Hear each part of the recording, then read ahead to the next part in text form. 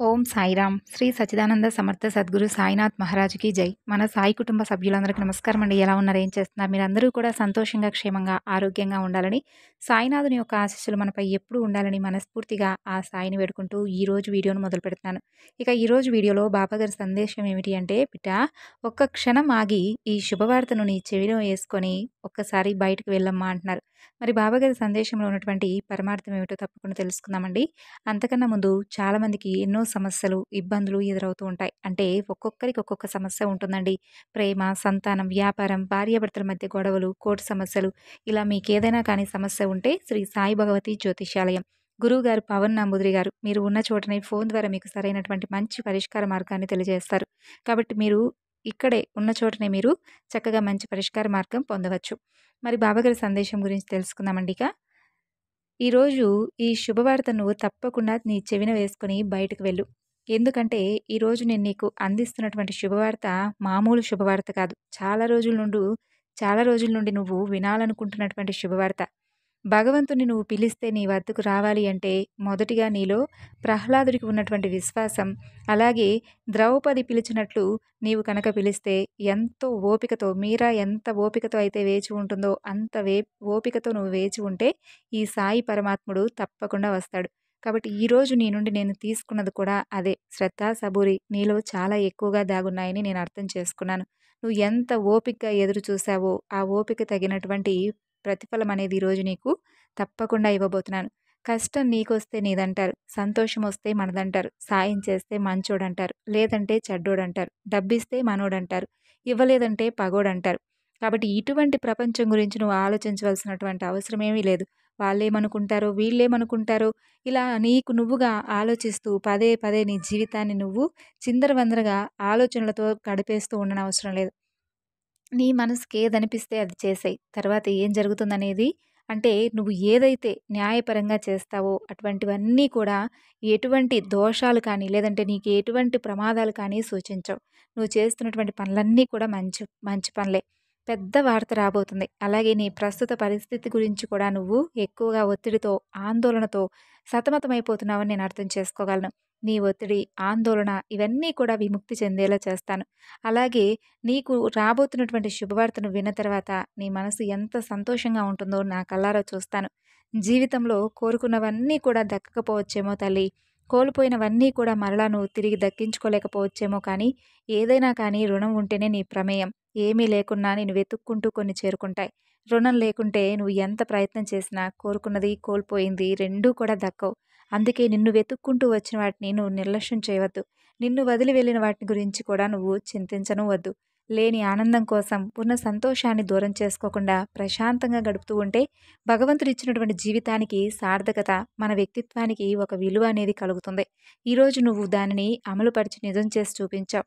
అలాగే నీ మనసులో ఎంతగా అయితే బాధగా ఉన్నా కానీ పైకి మాత్రం సంతోషంగా ఉన్నావు.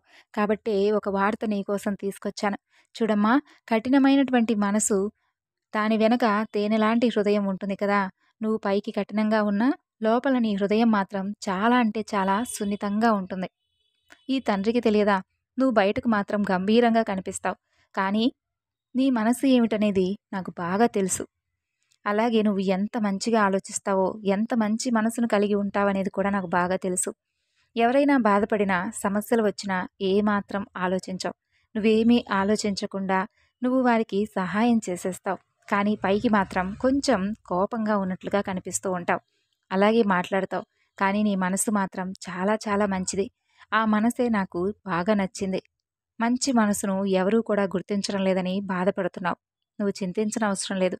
నీలో ఉన్నటువంటి ఒక పెద్ద సమస్య ఏంటంటే నిన్నెవరూ కూడా గుర్తించలేకపోతున్నారు. అలాగే నిన్ను తెలుసుకోలేకపోతున్నారు. నీ ప్రేమను కూడా పొందలేకపోతున్నారని బాధపడుతున్నావు.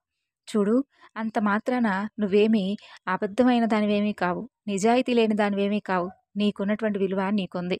ఎవరేమనుకున్నా నువ్వు మాత్రం నీలాగే ఉండు.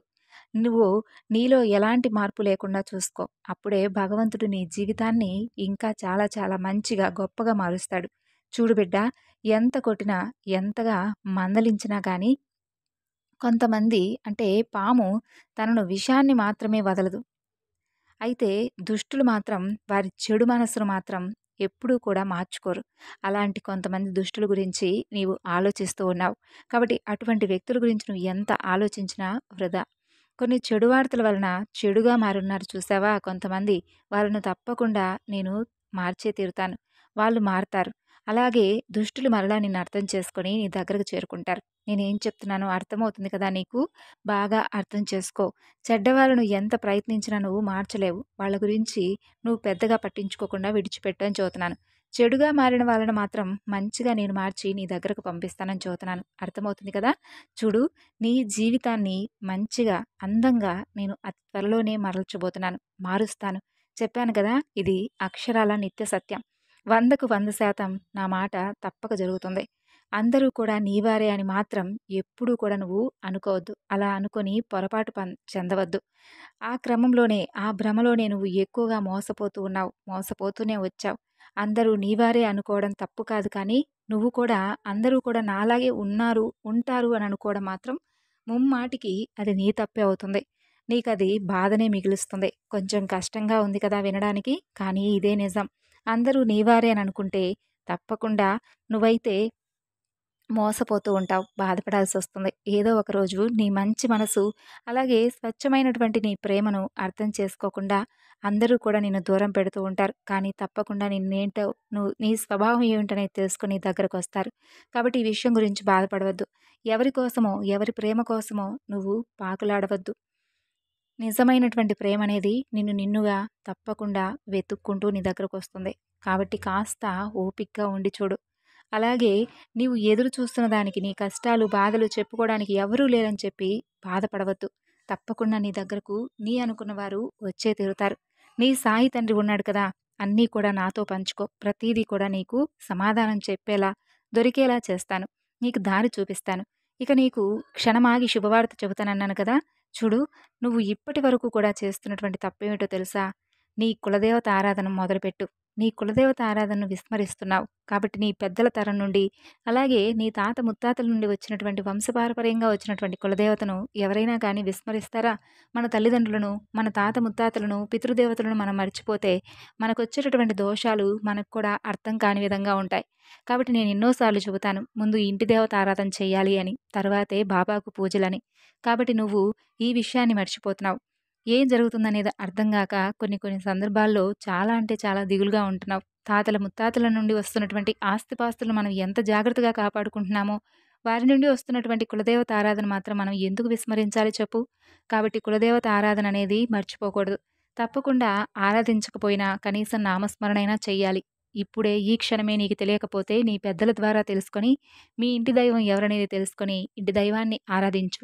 నీ జీవితంలో జరగనిదంటూ ఏది ఉండదు. ఒక్కొక్కటిగా సమస్యలన్నీ కూడా నీ నుండి తొలగిపోవడం నీ కళ్ళారా నువ్వే చూస్తావు. అలాగే నీ ఇంటి దేవత నుండి వచ్చేటటువంటి ప్రతి ఆశీర్వాదం నీకు దక్కుతుంది. అలాగే నీ ఇష్టదైవమైనటువంటి నీ బాబా ఆశీర్వాదం కూడా తోడైతే నీ జీవితం మరింత ఆనందమయమవుతుంది. సంతోషంగా నువ్వు ఏదైతే వినాలనుకుంటున్నావో ఆ శుభవార్తలన్నీ కూడా మూకుమ్మడిగా వచ్చి నిన్ను చేరుకుంటాయి. ఇదంతా కూడా నిజమేనా అని చెప్పి ఆలోచించవద్దు. తప్పకుండా నిజమే. ఎందుకంటే చాలామంది ఆలోచించడం లేదు. నేటి సమాజంలో ఎక్కడెక్కడో ఉంటూ ఏం జరుగుతుందో తెలుసుకోలేక ఎ ఎప్పుడూ కూడా మీ మీ పనుల్లో బిజీ అయిపోయి భగవంతుడిని విస్మరిస్తూ ఉన్నారు. కాబట్టి ఏదైనా కానీ ఒక విషయానికొస్తే కాపాడేది కానీ, మిమ్మల్ని అన్ని విషయాల్లో జాగ్రత్తగా ఉంచేది మాత్రం దైవమని మాత్రం మర్చిపోతున్నారు. కష్టం వస్తేనే భగవంతుడి పాదాలను పట్టుకుంటున్నారు. కాబట్టి ఇటువంటి విషయాలను కొంచెం జాగ్రత్తగా ఆలోచించి ఇంటి దైవ ఆరాధన చేసి చూడు. నీ జీవితం ఎంత చక్కగా, ఆనందంగా ఉంటుందో నీ కళ్ళారా నువ్వే చూస్తావు.